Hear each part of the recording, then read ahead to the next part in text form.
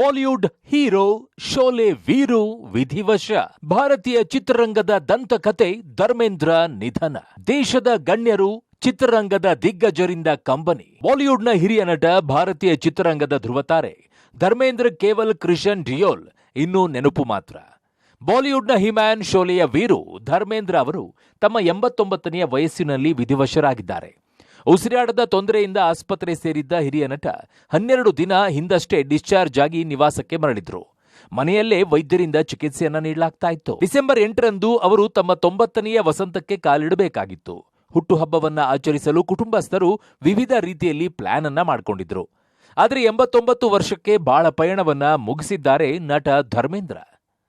ಧರ್ಮೇಂದ್ರ ಅವರು ಪತ್ನಿ ಹೇಮಾಮಾಲಿನಿ, ಪುತ್ರರಾದ ಸನ್ನಿ ಡಿಯೋಲ್, ಬಾಬಿ ಡಿಯೋಲ್, ಪುತ್ರಿಯರಾದ ವಿಜೇತಾ, ಅಜಿತಾ, ಇಶಾ ಮತ್ತು ಅಹನಾ ಅವರನ್ನ ಅಗಲಿದ್ದಾರೆ. ಧರ್ಮೇಂದ್ರ ಅವರನ್ನ ಕಳೆದುಕೊಂಡು ಬಾಲಿವುಡ್ ಚಿತ್ರರಂಗ ಬಡವಾಗಿದೆ.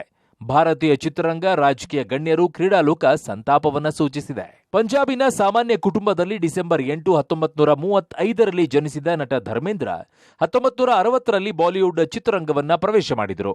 ದಿಲ್ ಬಿ ತೇರಾ ಹಮ್ ಬಿ ತೇರೆ ಸಿನಿಮಾ ಮೂಲಕ ಬಣ್ಣದ ಲೋಕಕ್ಕೆ ಕಾಲಿಟ್ಟ ನಟ ಶೋಲೆ, ಧರಮ್ ವೀರ್, ಚುಪ್ಕೆ ಚುಪ್ಕೆ, ಶಾದಿ, ಪೂಜಾ ಕಿ ಫೂಲ್, ದೇವರ್, ಶಿಕಾರ್ ಸೇರಿದಂತೆ ಸುಮಾರು 300ಕ್ಕೂ ಹೆಚ್ಚು ಸಿನಿಮಾಗಳಲ್ಲಿ ಪ್ರಮುಖ ಪಾತ್ರವನ್ನ ಮಾಡಿ ಇಡೀ ಭಾರತೀಯ ಚಿತ್ರರಂಗದ ಗಮನವನ್ನ ಸೆಳೆದಿದ್ದಾರೆ. ಅಮಿತಾಬ್ ಬಚ್ಚನ್, ಶತ್ರುಘ್ನ ಸಿನ್ಹಾ, ಹೇಮಾಮಾಲಿನಿ, ಮಿಥುನ್ ಚಕ್ರವರ್ತಿ, ರಾಜೇಶ್ ಖನ್ನಾ, ಶಮಿ ಕಪೂರ್ ಮುಂತಾದ ಕಲಾವಿದರ ಜೊತೆಗೆ ತೆರೆಯನ್ನ ಹಂಚಿಕೊಂಡಿದ್ದಾರೆ.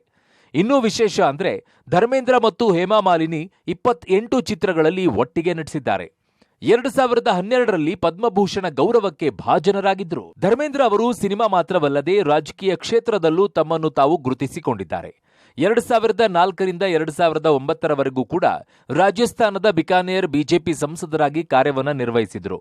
2004ರ ಲೋಕಸಭೆಯ ಚುನಾವಣೆಯ ಪ್ರಚಾರದಲ್ಲಿ ಶೋಲೆ ಸಿನಿಮಾ ಸ್ಟೈಲ್ನಲ್ಲಿ ಹೊಡೆದ ಒಂದು ಡೈಲಾಗ್ ದೇಶಾದ್ಯಂತ ವ್ಯಾಪಕ ಚರ್ಚೆಗೆ ಕಾರಣವಾಗಿತ್ತು. ಚುನಾವಣಾ ಪ್ರಚಾರದ ವೇಳೆ ಸರ್ಕಾರ ನನ್ನ ಮಾತು ಕೇಳದಿದ್ರೆ ಸಂಸತ್ ಛಾವಣಿಯಿಂದ ಜಿಗಿಯುತ್ತೇನೆ ಅಂತ ಹೇಳಿದ್ರು.